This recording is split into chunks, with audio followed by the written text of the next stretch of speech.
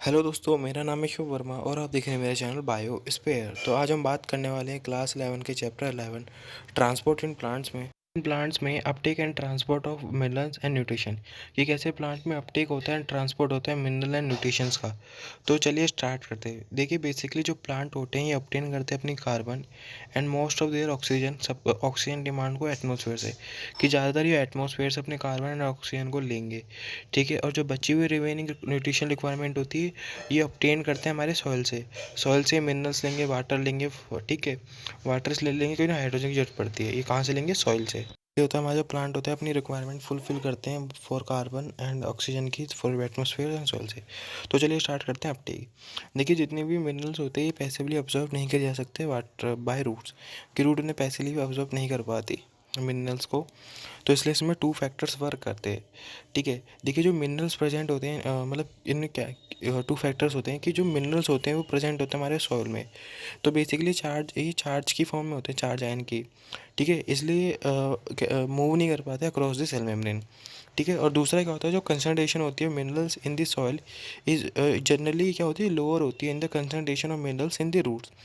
कि ठीक है, ये दो फैक्टर होते हैं जिनकी वजह से मिनरल्स हमारे पैसिवली ऑब्जॉर्व नहीं करे जाते बाय रूट्स के द्वारा। पहला है वो चार्ज आयंस होते हैं।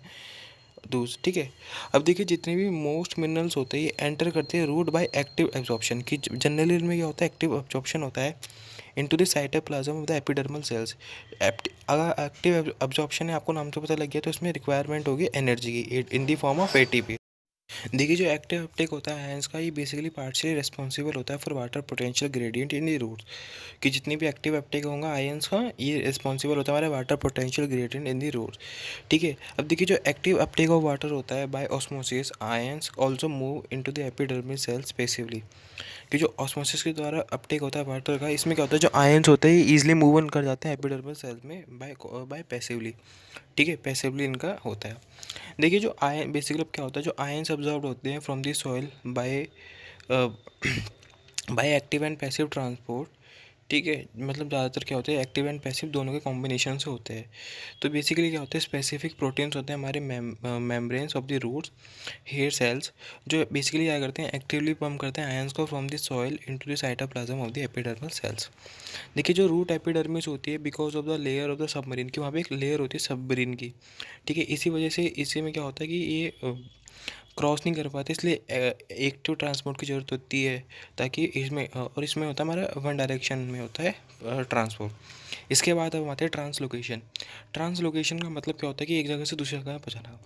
देखिए, जब आयंस रीच करते हैं, मतलब पहुँचते जाइलम में थ्रू द एक्टिव और पैसिव अपटेक, तो उसमें क्या होता है बेसिकली उसमें क्या होता है कि जैसे या फिर ठीक है, तो इसमें क्या होगा, जो फर्दर ट्रांसपोर्ट होगा up to the stem to all parts of the plant is through the transpiration stream. कि मतलब जाइलम तक पहुँच गए, उसके बाद ट्रांसपिरेशन स्ट्रीम के द्वारा होता है। देखिए, जो चीफ सिंक्स होते हैं for minerals elements are the growing region of the plant.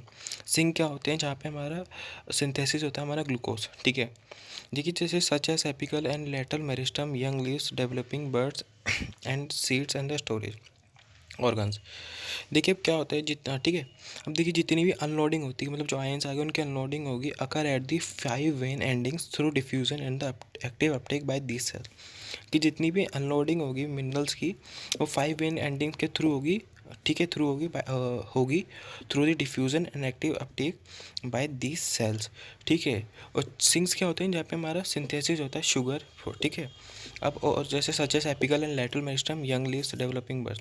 इसके बाद आते हैं जो मिनरल्स होते हैं, मिनरल आयंस होते हैं, ये फ्रिक्वेंटली रीमोबलाइज होते हैं particularly from older to senescing part. Remobilise का मतलब है ये दोबारा एक जगह से दूसरी जगह पर चले जाएंगे from older to senescing part. Senescing parts का मतलब है जो ग्रो करें न्यू लीव्स। ठीक है, और जितनी भी ओल्डर डाई लीव्स होंगी, जो मरने वाली लीव होंगी और जो मर चुकी होंगी, ये अपने एक्सपोर्ट कर देती है ज़्यादातर mineral content to younger leaves. कि जो लीव्स मरने वाली होंगी वो अपनी मिनरल कंटेंट को यंगर लीव्स में सेंड कर देंगी। ठीक है, जितनी भी लीफ होती है हमारी डिसिडिस प्लांट्स में, ठीक है, minerals are remove to other parts. जितनी भी लीफ डेसिडिस प्लांट्स में होगी उसमें क्या होता है, मिनरल्स क्या हो जाता है रिमूव।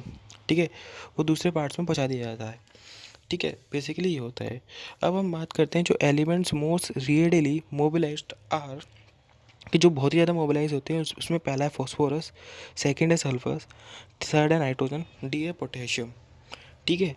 तो अब हम बात करते हैं 11 में। देखिए जैसे कुछ एलिमेंट्स होते हैं जो स्ट्रक्चरली कंपोनेंट, जिनके मतलब स्ट्रक्चरली कैल्शियम के द्वारा होते हैं, स्ट्रक्चरली कंपोनेंट कैल्शियम से मिलता है, वो रिमोबलाइज नहीं होते, ठीक है। और सेकंड पॉइंट इसमें ये है कि जाइलम जो एक्चुएट करता है, show that a nitrogen travel as inorganic ion, such of it is carried in the organic form as an ammonia acid, amino acid and the related compound.